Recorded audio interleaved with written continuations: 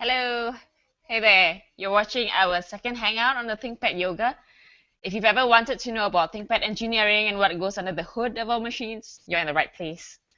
I'm Uzilla from the social media team, and I'm joined by my very special guests here. We've got my colleagues from the Think group, Louis, who's the VP for ThinkPad, and Andrew, our product manager. We've also got Jason, our advocate, and Scott, a developer and tech blogger. So if you already have a ThinkPad Yoga, good on you, or thinking about getting one, we'll be talking about the ThinkPad Yoga's form factor, the digitizer pen, pressure-sensitive display, lift and lock keyboard, and how we've made all this possible and compliant with mil-spec standards. So before I hand over to Louis and Andrew, can we do a quick introduction, Scott and Jason? My name is Scott Hanselman, and I blog at hanselman.com, and I work at Microsoft in the web development and cloud group. And I've been a ThinkPad person and a Lenovo fan for a very, very long time, and I'm now a yoga fan. I use it for my development work. Nice. Jason? Hi, I'm Jason Polashevsky. I'm a grad student who's studying computer architecture, in particular within the field of computer engineering. Been into ThinkPad products for a very long time. Also, probably started before my undergrad, way before that. Ever since I've known that red nub, these have been some awesome products of my mind. Cool. Louis and Andrew, quick one.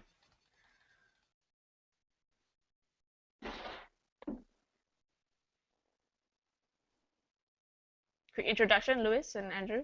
Can you hear me? Louis's microphone appears to be muted or not working. Yeah, it's muted. I thought, Andrew, I thought you were going to go first, but I'll go first. This is Luis Hernandez. I'm VP GM for the ThinkPad Business Unit, and I'm excited to be here. And I'm a big ThinkPad fan, obviously. Cool. Andrew. Hi, I'm Andrew Griffiths. I'm the product marketing manager for the ThinkPad Yoga. Nice. Okay, so to our audience, if you're watching us on Google Plus or on YouTube or following the live tweets from at Lenovo on this Hangout, welcome.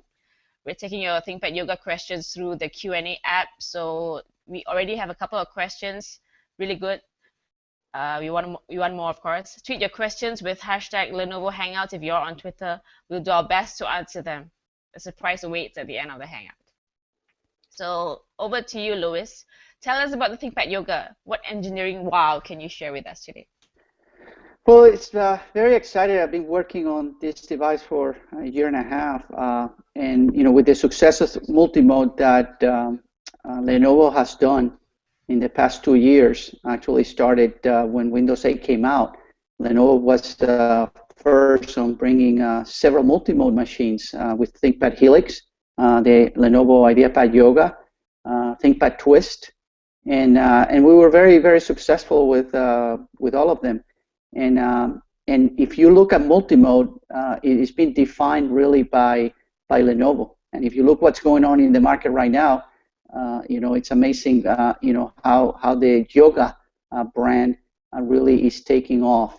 So what we decided to do is take that ThinkPad, that Yoga design for multi-mode, and they incorporate it into a ThinkPad commercial machine.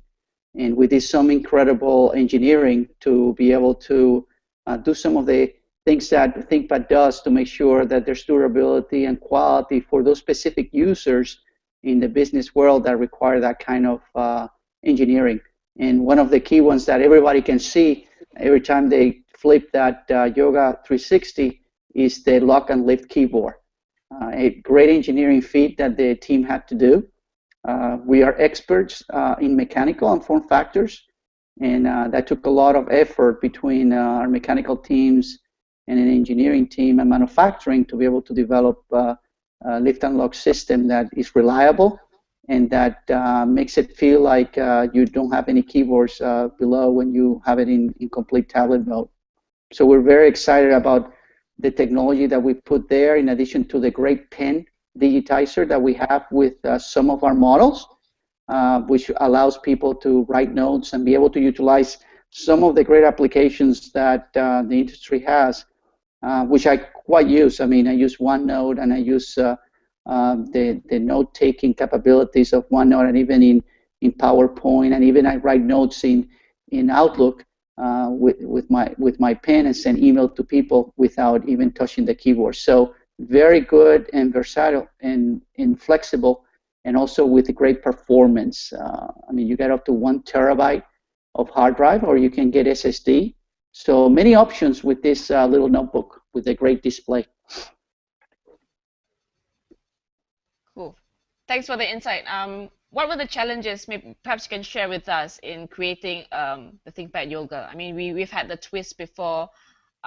What was really groundbreaking from the development team? Well, there's several factors on the ThinkPad Yoga that made it kind of unique. First of all, it's an ultrabook, so it has to be thin. Also, be able to do durability with the device, so we can meet the ThinkPad quality and military specs was also a big challenge. But the biggest challenge that we had was developing the lift and lock system, making sure that as you close the device and you put it in tablet mode, that seat cover locks the keys, the frame raises, and then it creates a smooth surface for the user. Obviously, that takes a lot of effort, a lot of coordination with the mechanical design on the hinges, how you place it in the casing and the DNC cover, and how to make it also manufacturable, so people can, in the manufacturing line, can put it without too many problems. At the same time, it has to be very reliable because these things has to work over and over and over again. And when we introduced this product, it was good to look at the blogs and the forums and some of the video clips when people were doing the analysis of the system, and the marvel of seeing people opening and closing the ThinkPad Yoga and looking at the keyboard going up and down. So very exciting about that part of the product, and one that created a lot of excitement in the industry, obviously. Cool. Great overview. Andrew, do you want to add to that?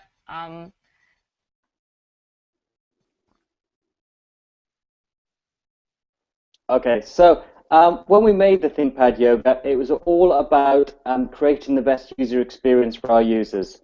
And one of the things is that with a notebook, you don't always use it sat at your desk.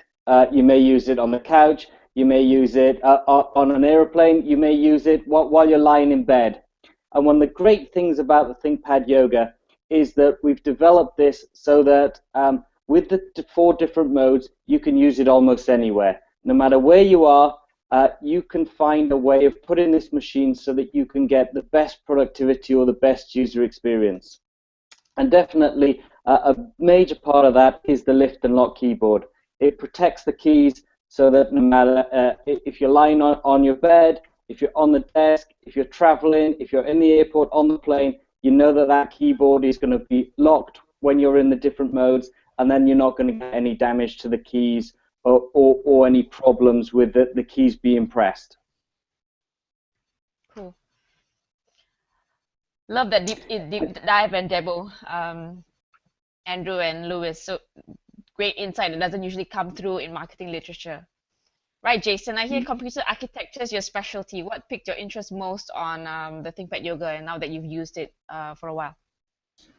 Well, ThinkPad Yoga is, as we were saying, a very unique machine, and it really does work in just about any situation.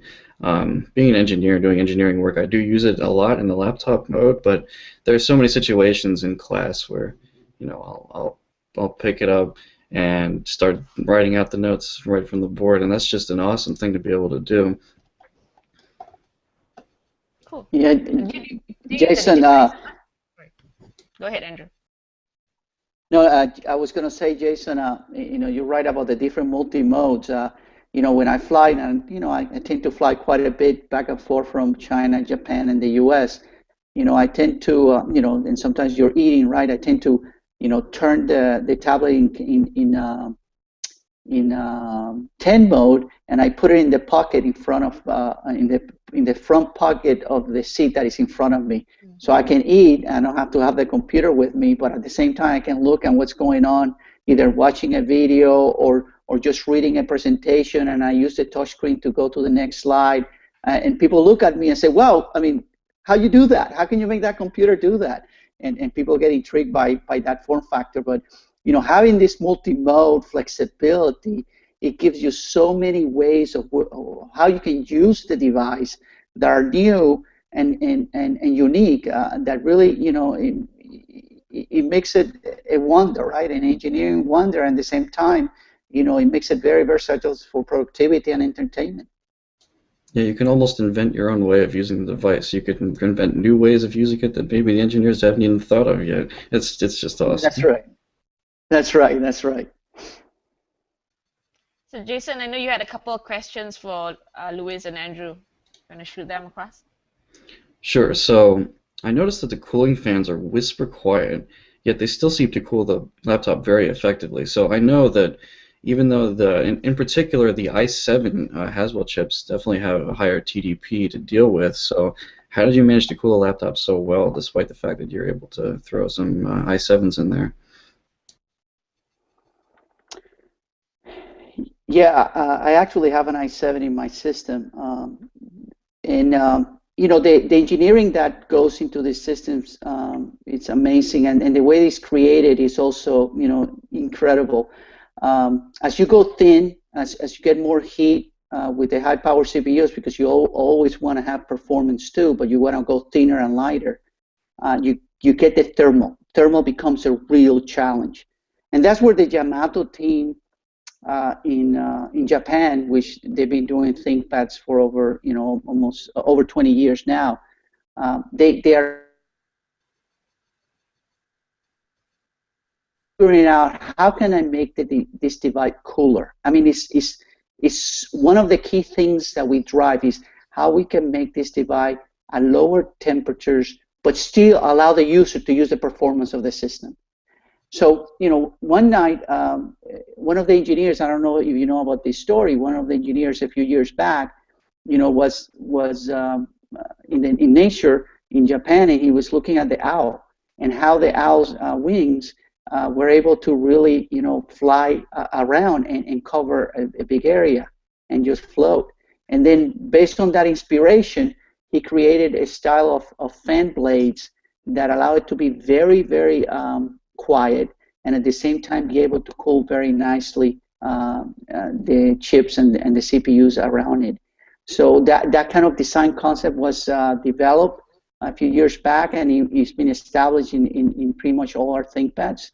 And then combining that with how you cool the device in different modes, right? So if you're in clamshell mode, there's a different speed that you can go. If you're in tablet mode, we actually have sensors, and we know when you're in tablet mode, so we can then rotate the fan in a different speed, so then it becomes even quieter, and then allows you to use the system like a normal tablet that doesn't have a fan. Wow, that's pretty impressive. I didn't even know about that. The tablet specific fan performance. Wow, that's impressive. I'm blown away right now. Yeah, that's one of the key things that our teams, in Japan, also in the teams in China, we have development in ThinkPad in China too, in Beijing, Shanghai. I mean, all these teams in these different labs and research really, are trying to figure out how can I make this device better for the customer. And obviously, what is it that the customer cares when they have a device? They care about long battery life. They care about it needs to be quiet. It needs to be, cool as you touch it, and at the same time, it needs to have the performance. Exactly. Yeah, a large part of that is having the performance, because I mean, you can have fans that cool to a degree and fine. Let's leave some leeway for processor throttling. No. We don't want that. We don't want to lose the performance at any cost at the same time. So that's why that's really particularly awesome from my point of view. So moving on to the next question. So the hinges in this are probably some of the strongest I've ever felt in a laptop, and I've tried a lot of ThinkPads. So I'm wondering, what further refinements did you make to them from the earlier designs, like of the earlier Yoga, for example, to exceed the mil-spec standards for this ThinkPad model of the Yoga series? Sure. Andrew, I don't know if you have any comments on that. Well, you want to try? Yeah, the hinges are actually made of a zinc alloy, and it's actually a two-piece hinge. If I hold the machine up, you can see that from sort of 0 to 180 degrees, that the top part of the hinge is working, and then as you turn it over, so the bottom part of the hinge kicks over, and you can see that the keyboard lifts up to this lock position. So in essence, with the Yoga design, it's almost two hinges in one, and that's how we're able to make it strong enough so that it will pass the ThinkPad quality criteria. One thing that we did in terms of taking the Yoga and making a ThinkPad Yoga is we wanted to make sure that there was no compromise on the quality. It was essential that we had a machine that passed exactly the same tests as every other ThinkPad. There was no way that we were going to compromise. It had to be a case of passing every single ThinkPad test. Yeah, and I mean, I think, Jason, one of the things that when you look at the ThinkPad Yoga and you look at that hinge, you know, it is quite large, right, compared to other hinges from everybody else.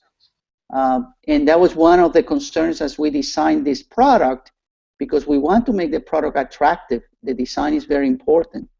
But then how you go ahead and design that product so it has that stability and durability, it has the attractiveness. So the concern was there. People are going to like having such a big hinge.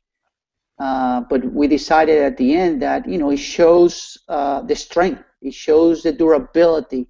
In the way that the ID team and designed it, you know, I thought they did a great job with respect to the other challenges that we have to make sure that we make it durable. Yeah, I certainly have no complaints. It's definitely an amazing piece. I like how it still remains thin from a vertical profile, just made it wide to make it very strong. And I mean, there's nothing wrong with showing strength on a ThinkPad also. Yeah, that's a right. great thing. I'd say that's a plus rather than a minus. That's right. We've also got a question on the hinge from Jonas. Does the ThinkPad Yoga use a different hinge from the Yoga 13 or Yoga 2 Pro? So they're, you know, the technology of the hinge itself, they're very similar. Obviously, as we created the Yoga design initially, actually it was a collaboration between the Lenovo notebook group and then our ThinkPad team in Yamato, the experts on mechanical design, and also the research team in Beijing. So it was a collaboration work, and the idea of the design, you know, is very similar as you go across the different Yoga designs that we have within Lenovo. So you have good quality across all our Lenovo devices. Obviously, the challenge for the ThinkPad Yoga was to also incorporate the lift and lock system, which obviously requires extra space and also extra mechanisms to be able to adapt to that. But yeah, it's a collaboration that started with initial Yoga from the Lenovo group. A lot of those ideas and designs, you know, were passed on to the ThinkPad Yoga. Nice. So hope you computer engineering fans are geeking out over that. I've learned a lot myself over ThinkPad engineering and especially the hinges. So if you've just joined us, we're doing an engineering deep dive on the ThinkPad Yoga with product experts and two special fans. So tweet us any questions you may have at Lenovo or use the Q&A button. We already have a list of questions that we'll be taking throughout the Hangout. Right, Scott, you write in your blog that you're looking for a Retina display ThinkPad with a Yoga hinge. And of course, with top of the line specs. You're very demanding. How has the way you work changed with the Yoga's form factors, and how are you using the high spec features? Well, so everything that I do is development focused. So the kinds of features that I need are maybe a little bit different than the kind of features someone who is using Microsoft Word would need. So I'm always going to want an i7. I'm always going to want an SSD. I like it when the Yoga has a TPM, or a Trusted Platform Module, so I can use BitLocker because I work in a corporate environment. I run things like Visual Studio and Hyper-V and multiple virtual machines all at the same time. And I also travel, so I like to be able to do that on a plane. So I want to be able to be sitting on an airplane, running an Android emulator and Visual Studio and some virtual machines all in a disconnected way while sitting on an airplane heading somewhere. I might flip it into tent mode and then do a bunch of testing using the touch screen. Then I'll switch over and use the touchpad, or I've got a Bluetooth mouse, which actually kind of brings me to the question that one of the questions I wanted to ask was that how do you decide which features physically get into a particular yoga? For example, you continue to have the track pad and the track point, plus the pen, plus the touch. You've got 4 different ways to interact with the device, 5 if you count external mice. From a external projection perspective, you can go into tent mode, you can go sometimes mini HDMI or micro DV on some models. How do you decide how much you're going to shove into there versus what you're going to decide we're not going to put in this particular model?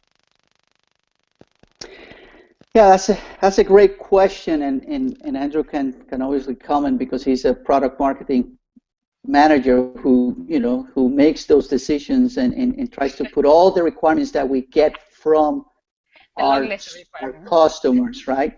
I mean, we get requirements from different customers, and we try to figure out what are those requirements that are most important for the device. And there's trade-offs. There's trade-offs that we have to make. And sometimes some trade-offs, some people might like, some people don't like.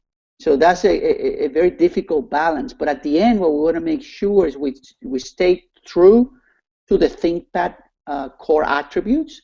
We stay true to the main ThinkPad customers, and ensure that we continue to enhance our capabilities and functions of the device so more people get to enjoy and experience our ThinkPad products. So for example, digitizer pen. Yeah, some of our models don't have the digitizer pen because some people don't require it. But we actually have an option where you have the digitizer pen because many people in insurance business where they have to fill out a lot of forms, then a pen and digitizer is a lot easier. Some people need to do drawings. A digitizer pen, in this specific case, we use Wacom digitizer. It's critical that they have a pen to be able to do that. So we create different options so we can meet most of our customers that we serve in the commercial segment, and at the same time, many consumer customers find it also to be very attractive. Andrew, you want to comment on this? Yes, so this is the most difficult thing because you want to put as much as you possibly can into each box, and you want to appeal to the largest amount of audience. I'd be over the moon if everyone that wanted a ThinkPad Yoga wanted an i7, wanted SSD, wanted the most powerful machine that they could get. But I think the amount of people that share that with you, Scott, are fairly low. And the majority of people, they want a machine which is powerful enough to do what they want to do, which will help them to be more productive in the roles that they have. So we want to appeal to students that want to use this at university, so they may want to take notes during lectures. They may want something with large amount of storage, so they may want up to 1 terabyte of hard drive. But equally, we want to also appeal to the power users like yourself that want something that's thin and light, that you can take on an aeroplane, that you can do your work with, and you can really have a sort of mobile platform that allows you to take your office anywhere that you want. And so there is a lot of trade-offs. We do have to think very, very carefully. And also we have to weigh up making a box which is at the right price for people to be able to afford it. We would love to have everything, but simply people wouldn't be able to afford that. But it's very much a compromise between making the best possible user experience, making the best possible box for people to do the productivity jobs that they want, but at the same time making it at the correct price so that it is competitive within the market and people really enjoy buying it. They think, I bought something that really helps me be productive. They've paid the amount of money that they wanted to pay and they've got more than they expected. And that's what ThinkPad Yoga is all about. It's about giving more than people expected. Did that answer your question, Scott?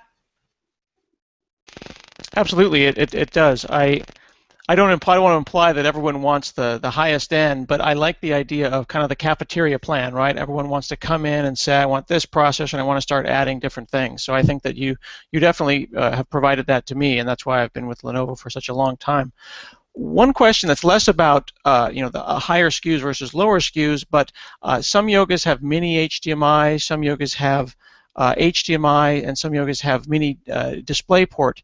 Do you see display technology kind of converging on a standard, or how do you pick one versus the other based on the needs of the consumer? Yeah, Scott, that's a good question. I mean, if you look at commercial, mini port displays is one of the key interfaces that most commercial accounts and businesses use. But clearly, HDMI, in all the monitors and LCDs and TVs are out there, and now people in the commercial were replacing projectors with LCDs. It's becoming, HDMI clearly is becoming a very standard interface for outputting your video from a device like ThinkPad Yoga.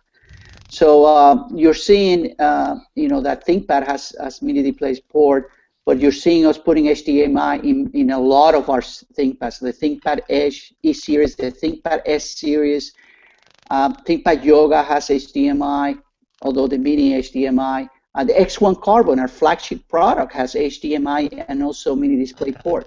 So clearly, we look at the market, we look at the devices that are out there, and what people need and want, and that's how we decide what kind of ports do we put in our devices. Yeah, I'm a big fan of the Carbon. I've got a Carbon Touch first gen and a Carbon Touch second gen, and the fact that the second gen has both mini DisplayPort, which I use at work, and HDMI that I used literally day before yesterday at my wife's birthday because HDMI was what we had. I was balancing my act as a professional during the day and then as a consumer during the evening, so I was able to go with both ways, and having both of those on one device was a really a plus. And ultimately, that's what we want to see. We want to see that level of flexibility.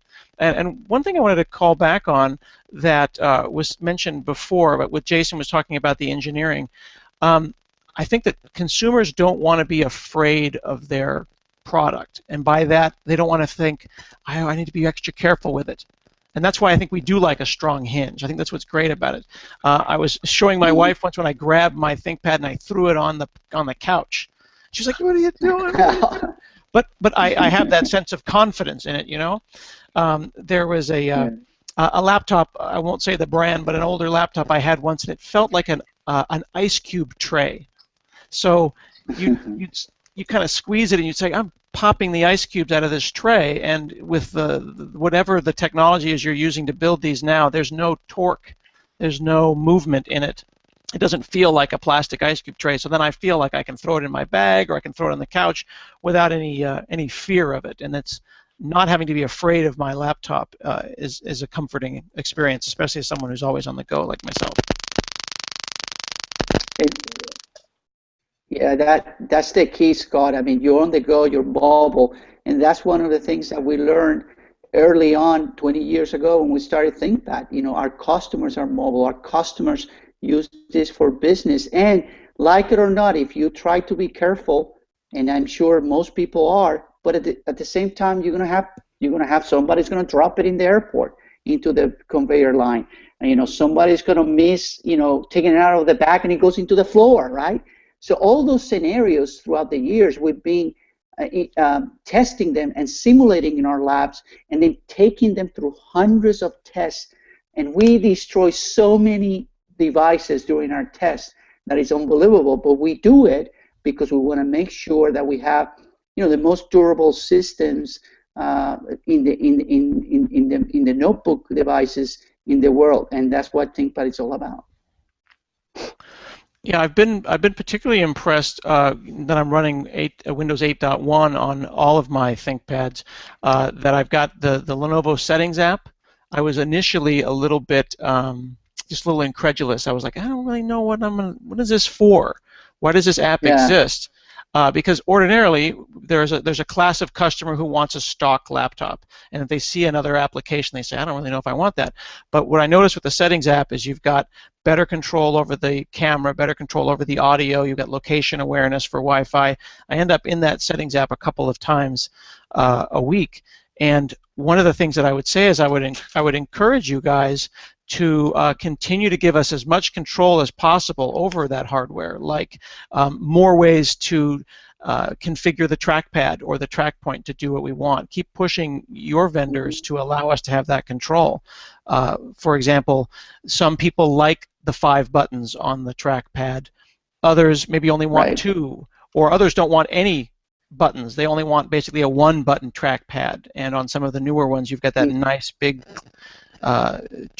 touch point. I would encourage you guys to keep giving us that control and giving us that control through those Lenovo settings applications, through that software.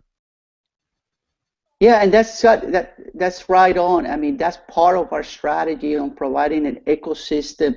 It's not just hardware, it's how we integrate it with Microsoft Windows, how we integrate it with the software, and how we utilize the hardware that we have in our systems and expose that to the user in a way that it could be useful for them, not just scary, but useful. And that's why we are very selective of what are the things that we want to put in that Lenovo settings to make it useful, like audio settings, like power settings, like camera settings, location awareness. And we continue to revisit that. As a matter of fact, this morning I was talking about that with my engineering team and how we're going to continue to improve the Lenovo settings to make it easier for the user, but at the same time ensuring that if people don't know about this, that we have a setup that is common for a set of people. So yeah, we got it. Thanks for the feedback. That's right on, and we will continue to drive that kind of development. By the way, a lot of that development is done inside here in Lenovo. It's not outside of us.